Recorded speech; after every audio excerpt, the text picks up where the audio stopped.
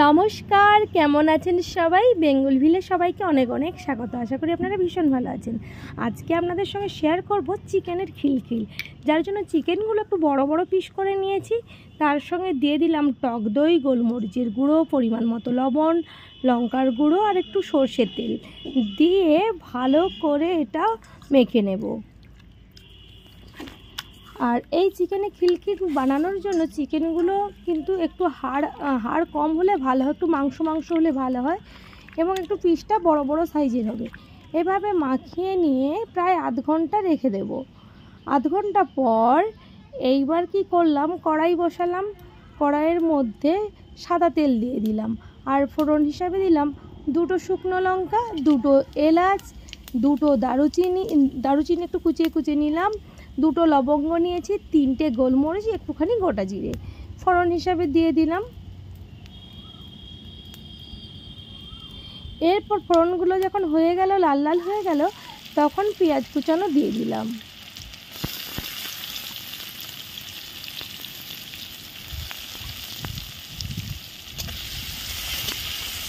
পেঁয়াজ কুচানোগুলো একটু এপাশ ওপাশ করে নিচ্ছি। এরপর এর মধ্যে দিয়ে দেব রসুন বাটা, কারণ এই রেসিপিটি বানানোর জন্য পেঁয়াজ বেশি ভাজার কোনো দরকার নেই। অল্প একটুখানি ভাজার পর রসুন বাটা দিয়ে দিলাম। রসুন বাটা দিয়ে নাড়াচাড়া করার পর দুটো বড় বড় টমেটো পেস্ট করে রেখেছিলাম, সেই পেস্ট করা টমেটো দিয়ে দিলাম। এরপর একটুখানি কাশ্মীরি লঙ্কার গুঁড়ো দিয়ে দিলাম, যাতে একটু দেখতে লাল লাল লাগে।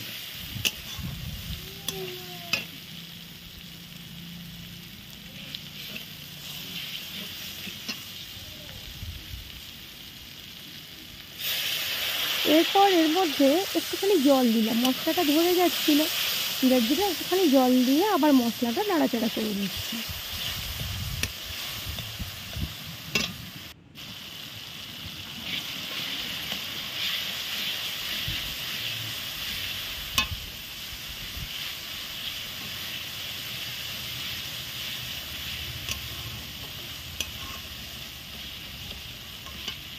তো পরিমাণ মতো হলুদ দেওয়ার পর একটু নাড়াচাড়া করে এরপর আদা বাটা দিয়ে দিই।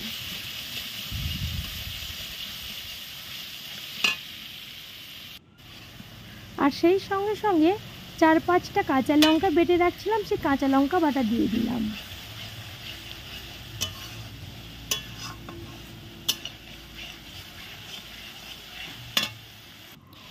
এরপর এতে ম্যারিনেট করার সময় মাংসতে একটুখানি দই দিয়েছিলাম, সেই টক দই একটু রেখে দিয়েছিলাম, সেই টক দইটা দিয়ে দিলাম।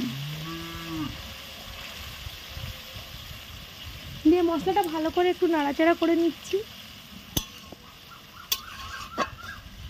আর এই মশলা কষার সময় জ্বালানি কোনোভাবেই বেশি দেওয়া যাবে না, একেবারে হালকা জ্বালানি। আর গ্যাসে যদি করা হয় তাহলে গ্যাসটা একেবারে লো ফ্লেমেই করতে হবে। মশলাটা বেশ সুন্দর করে কষিয়ে নিতে হবে।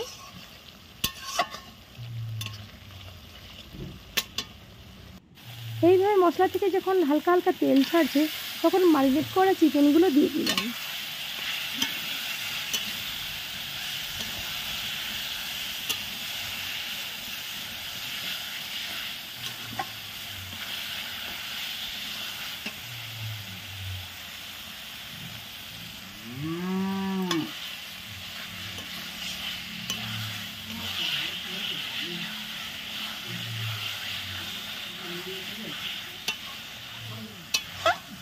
এইভাবে চিকেন ধীরে ধীরে কষিয়ে নিতে হবে।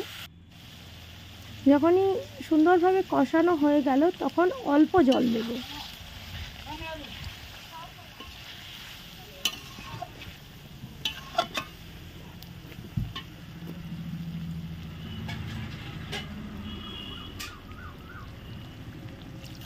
আর একটুখানি জল দিয়ে দেব, কারণ চিকেনের পিসগুলো একটু বড় বড় সাইজের রয়েছে।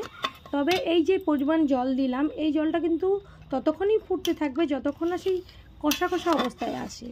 কারণ পুরো জলটা মরে গিয়ে যেরকম মশলা দিয়ে মাংস কষা কষা পজিশানে এসেছিল, সেই রকম পজিশানে যতক্ষণ না আসে ততক্ষণ ফুটতে থাকবে।